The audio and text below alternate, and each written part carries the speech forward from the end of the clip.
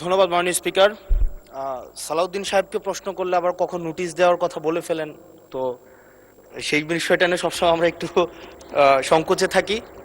তো আমরা পুলিশ সংস্কার নিয়ে কথা বলছি, পুলিশের সুশৃঙ্খলা নিয়ে কথা বলছি।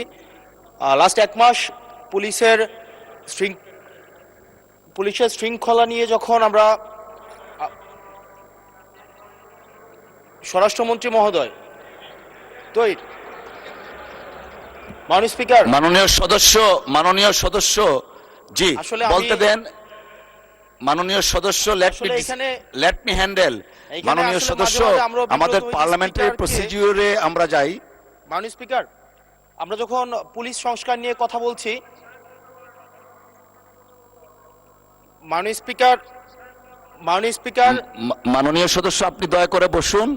আমরা আশা করছি পরবর্তীতে আমরা সকল সদস্যগণ সংসদীয় যে নর্ম আছে, প্র্যাকটিস আছে, সেটা মেনে চলবো। Thank you. Yes, thank you মাননীয় স্পিকার।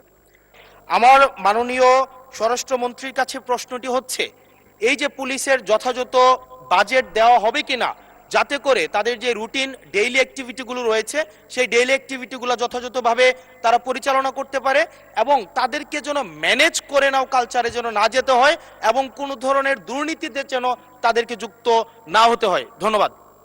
আর একটা বিষয়, যদি সম্বোধন করার ক্ষেত্রে যদি ভুল হয়ে থাকে সেটা আমি অ্যাকনোলেজ করছি, কারণ আমার এই সংসদে আমি আসছি, আমার 27.5 বছর বয়স।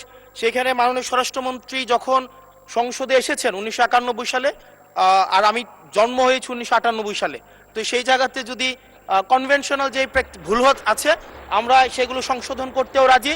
আমাদের যখনই আমাদেরকে নোটিশ করবেন আমরা সেটাকে সংশোধন করে নেব। ধন্যবাদ। ধন্যবাদ মাননীয় সদস্য। We are learning every day. ধন্যবাদ। মাননীয় মন্ত্রী। মাননীয় স্পিকার, আপনাকে ধন্যবাদ। এটাই হচ্ছে পার্লামেন্টারি কালচার।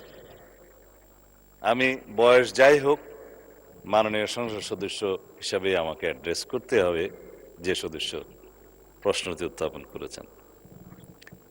আর্লি এজে পার্লামেন্টে আসাটা একটা সৌভাগ্যের বিষয়। আমরা সবারই উজ্জ্বল ভবিষ্যৎ কামনা করি। যেই মানে আমরা যে সময় এমপি হয়েছি তার চাইতেও আরো 8-10 বছর পরে জন্ম নেওয়াটা সৌভাগ্যের বিষয়, কারণ তার আগে সামরিক শাসনের সময় ছিল। যে প্রশ্নটা মাননীয় সদস্য উত্থাপন করেছেন, বাজেটের মন্ত্রী তো আমার পাশে আছে। এখন আমরা অনুরোধ করব পুলিশ বাহিনীকে আরো বেশি কর্মক্ষম করা এবং দুর্নীতিমুক্ত রাখার জন্য যথাযথ বাজেট তিনি দেবেন।